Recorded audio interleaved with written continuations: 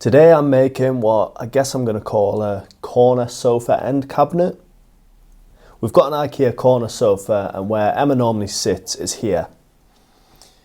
If she has a drink, she usually just puts it on the floor and then reaches down to get it. But with a baby on the way, this is soon going to be a lot more difficult. So I'm making a small cabinet to run along the edge of the sofa, which you can use to put things on while sitting on the sofa. This is also going to be my first attempt at pocket hole joinery. I recently bought a really cheap pocket hole jig, which was absolutely useless. So I upgraded it to a slightly better, but still cheap pocket hole jig, which was actually quite good. I cut the pieces to size using the track saw. This full build only required one sheet of 18mm MDF, plus an oak board for the top to make it look a bit nicer. With everything cut, I set about drilling all of the pocket holes. I'm going to be making a pretty simple box with a back and a front support in the middle.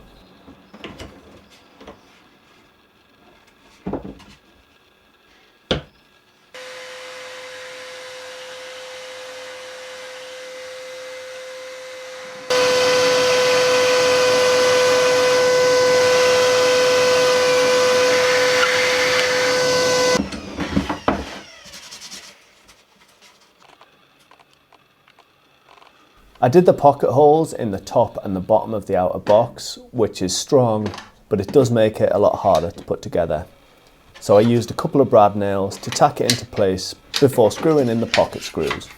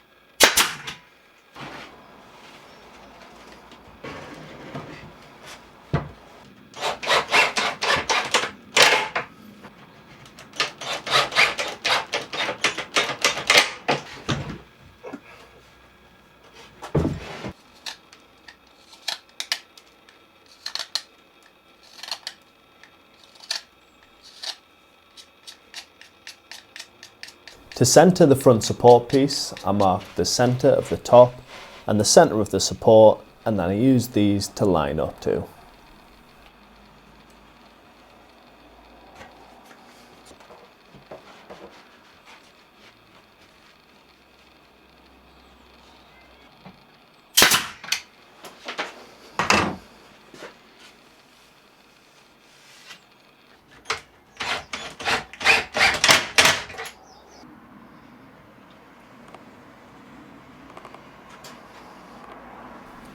The back panel sits inside the cabinet box and makes everything square when fitted.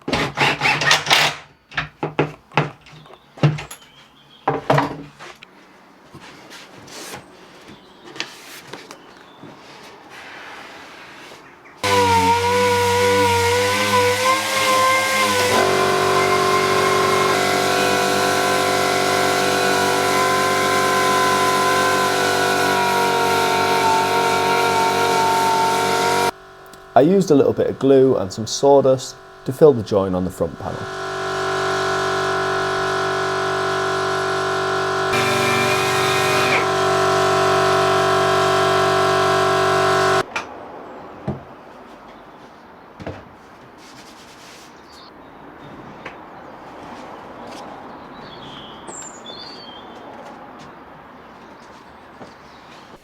This piece is being made to match the living room. We've got various bits of oak in here, so it seemed only right to use a nice live edge slab for the top of the cabinet. I marked this up to fit the top using a piece of 18mm MDF to act as a spacer for where the doors are going to be.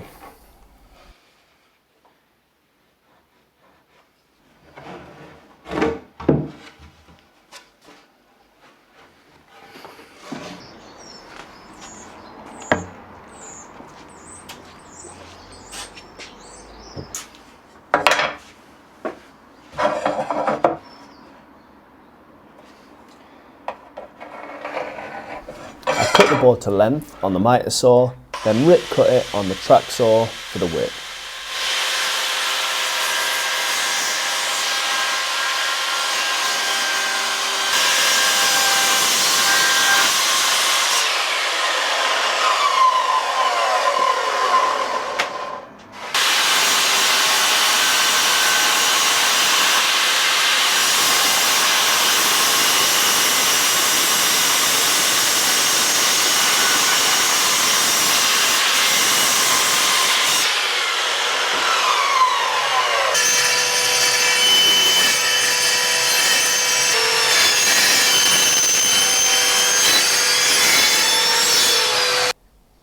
I used a belt sander to clean up the rip cut and the live edge front, then sanded the faces using my new air sander, which I absolutely love. This is the first time I've used it for a lot of sanding, and it's so much nicer than using an electric random orbital sander for a long period of time.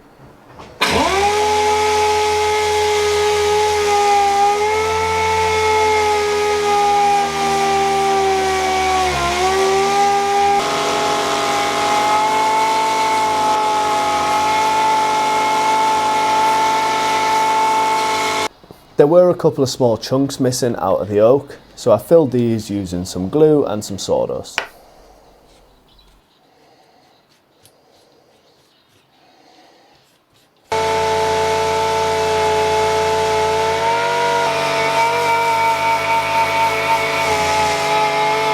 I finished the oak using Danish oil, which brought the grain pattern out lovely.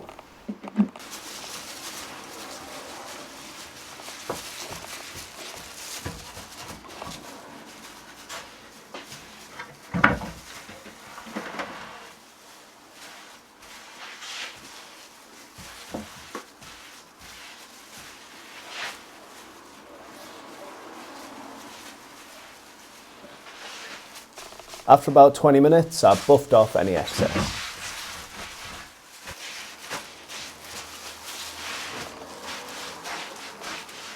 The green I'm painting this cabinet is called Scottish Kilt, and it's a Valspar paint that we've used in our living room.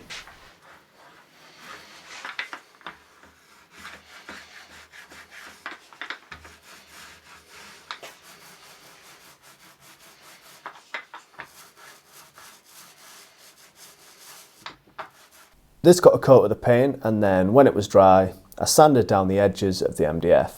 This is the best way to get a good finish.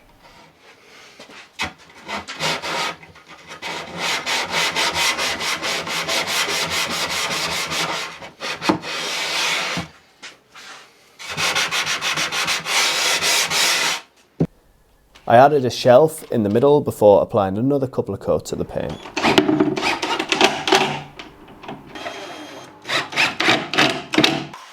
I could then move on to the doors. I've had some metal mesh that's sat behind the office for about a year now. I recently used it in a concrete lamp project, and I've wanted to make a piece of furniture using it for a while. I decided that I'd use the mesh on this project as an inlay in the doors. I cut the mesh down to size using an angle grinder.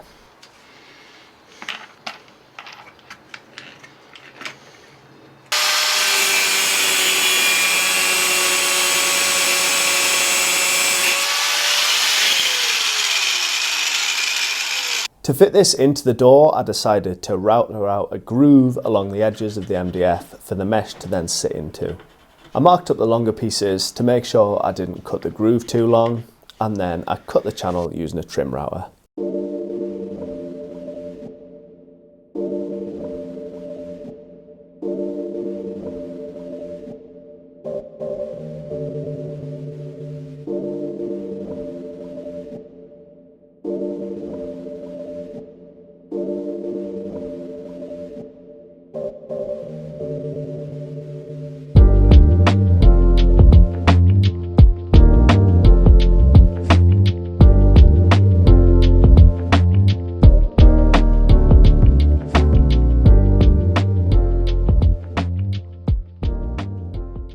I drilled the holes for the hinges before assembling the doors, just to make things a little bit easier.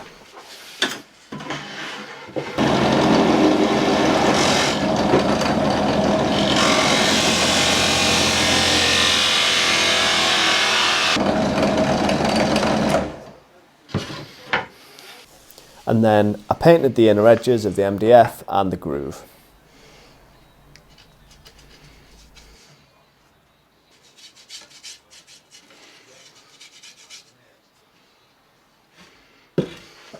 Pocket holes were then added to the small pieces of the doors whilst the paint was drying.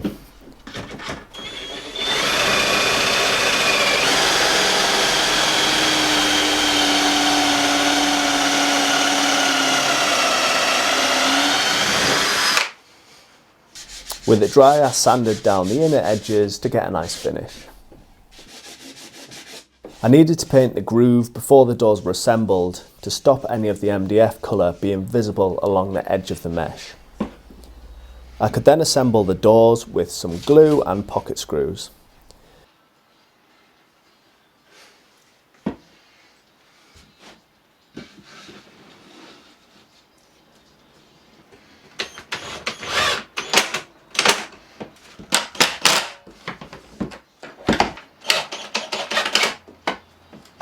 I left these to dry overnight, and then in the morning I came back to drill some holes for the door handles to be mounted.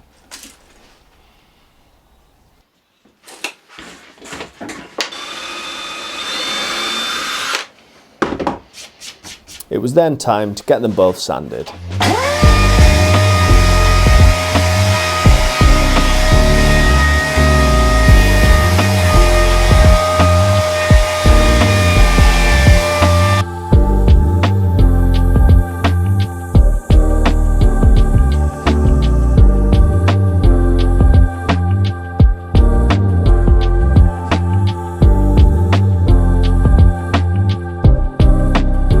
And after that, it was more painting.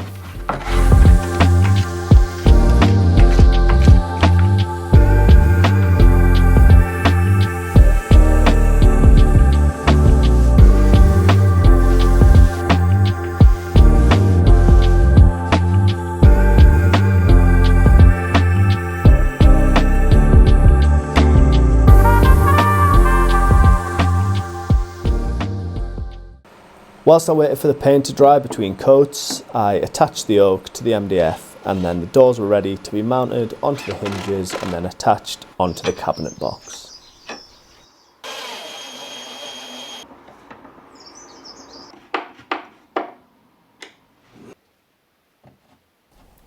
To finish off, I added a couple of these metal doorknobs that I had lying around in the workshop, and then was done.